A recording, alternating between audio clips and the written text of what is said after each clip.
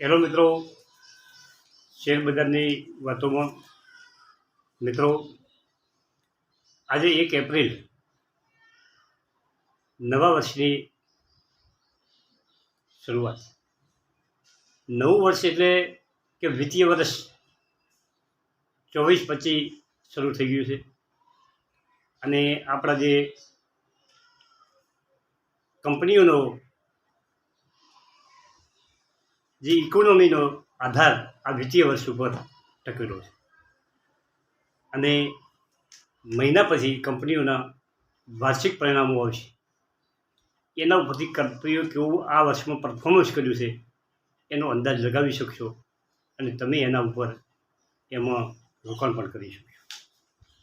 તો આપણે આજે વાત કરવી છે પહેલાં તો 4-5 સારી કંપનીઓની, પરંતુ થોડીક વાત સમજીએ કે કેવી કંપની પસંદ કરવી. માર્કેટ લીડર,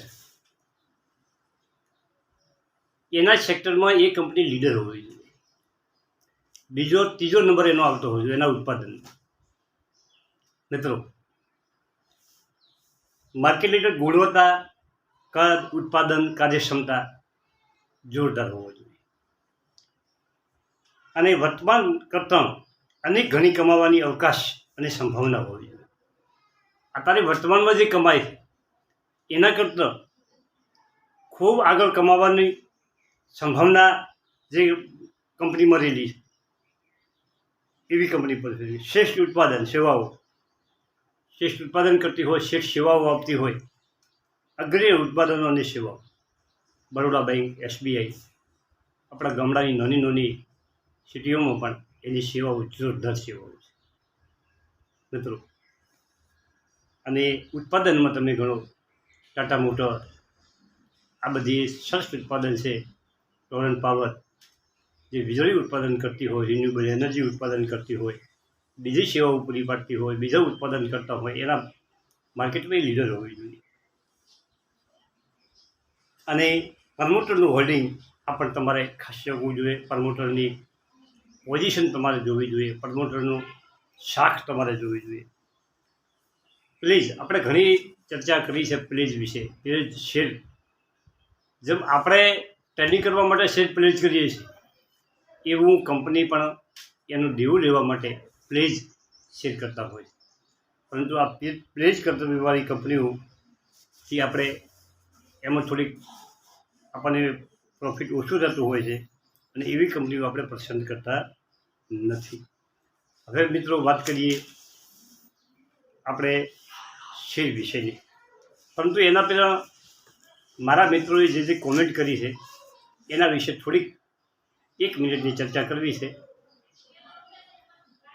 મજદા લિમિટેડનો વિડીયો બનાવવાનું કિરણભાઈએ સૂચન કર્યું છે.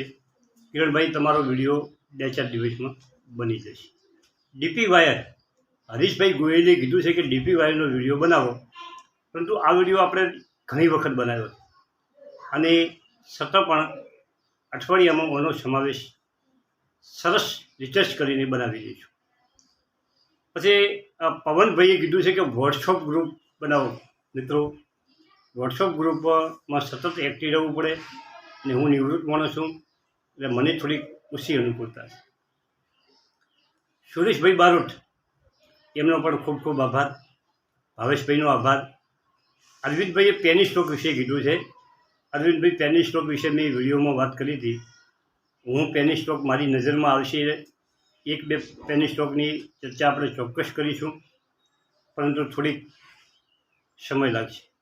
મુક્કા પ્રોટીન, વિશાખભાઈએ મુક્કા પ્રોટીન વિશેનો વિડીયો બનાવવાની વાત છે. મુક્કા પ્રોટીનનો વિડીયો આપણે બનાવ્યો છે, પરંતુ મુક્કા પ્રોટીન અને વિભોર સ્ટીલ બેનો વિડીયો આપણે બનાવીશું. બ્રિજેશભાઈ શાહને પણ આ એમની વાત કરી છે કે આ 2 વિડીયો બનાવો.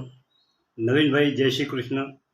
અમૃતભાઈ ચૌધરી, તમારો ખૂબ ખૂબ આભાર, તમે પણ પ્રોત્સાહિત કરો છો. રતન પાવર વિશે ઉજમભાઈએ વિડીયો બનાવવાની વાત કરી. વિડીયો 100% બની જશે. રતન પાવરનો નાની કંપની છે, રોકાણ કરાય કે ના કરાય, અને તમારું રોકાણ હોય તો પણ એનો વિડીયો બનશે. બંધન બેંકનો વિડીયો પણ આપણે ચોક્કસ બનાવીશું. અને જે મિત્રોએ કોમેન્ટ નથી કરતા, સંકોચ અનુભવે છે, એમને વિનંતી છે કે તમારી કોમેન્ટ 100% કરો. તમને જે લાગે એ ફટ લખી દો. એનાથી મને મજા આવે છે, બરાબર. મને હવે સુધારવાની તક મળે છે. કોઈ મારા વિશે એમ કે ભાઈ કાકા તમારે આને બદલે આ કરવું જોઈએ, સૂચન 100% કરજો. ભૂલ આવે તો કહેજો. અને મિત્રો સરસ કોમેન્ટ કરજો. તમે સરસ વાત કરો છો અને હું હવે દરેક કોમેન્ટ ધ્યાન લઈશ અને આગળ વધવા પ્રયત્ન કરીશ. હવે આપણે શેર વિશે વાત કરીએ કે ગ્રીન એનર્જી સ્ટોકની આપણે ચર્ચા કરી આગળના વિડીયોમાં, અને એમાં આપણે ખૂબ કંપનીઓની વાત કરી. કેપીઆઈ, ગ્રીન એનર્જી, વારી renewable, Tata power. Tata power વિશે આપણે કાયમ બોલી રહ્યા છે, અને ટાટા પાવરનું કારણ છે કે ટાટા પાવર જે ભારતમાં પેટ્રોલ પંપો છે એની બાજુમાં ચાર્જિંગ સ્ટેશનો લગાવવાનું કામ કરી રહી છે, અને કેટલી ઠેકાણે ચાર્જિંગ સ્ટેશન લગાવી દીધા છે. મિત્રો, ઈવી વાહનનું ઉત્પાદન થશે એટલે તરત જ ચાર્જિંગ સ્ટેશનની જરૂરિયાત ઊભી થશે. આ કામ અત્યારે જોરશોરથી ચાલી રહ્યું છે. એટલે આવી કંપનીમાં પણ તમારે સમજીને જ્યારે બજાર નીચું જાય ત્યારે આવી કંપની તમે લઈ શકો. EKI એનર્જી સર્વિસ, આ કંપની ગુડ કંપની છે. કેપી એનર્જી અને JSW એનર્જી, આ બધી કંપનીઓ સારી છે.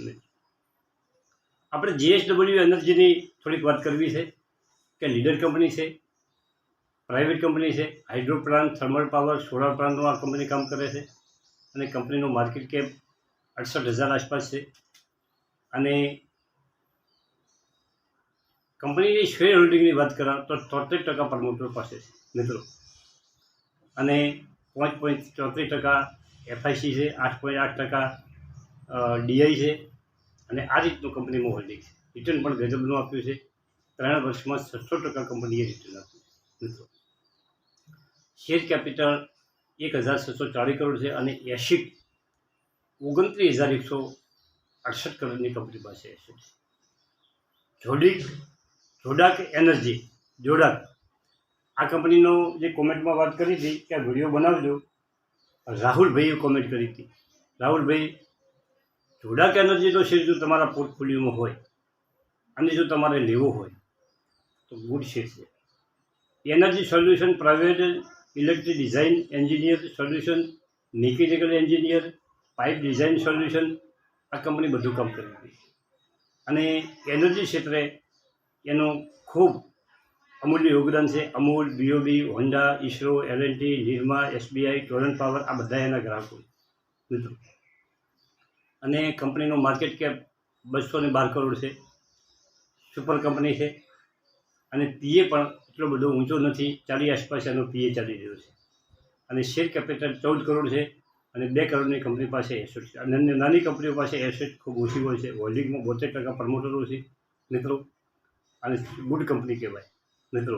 પરંતુ તમારે એ ખ્યાલ રાખવાનો છે કે જ્યારે આ માર્ચ 11, 12, 13, 14 આ તારીખોમાં જે ઘટાડો આવ્યો એની સાથે આ કંપનીમાં પણ ઘટાડો આવ્યો છે.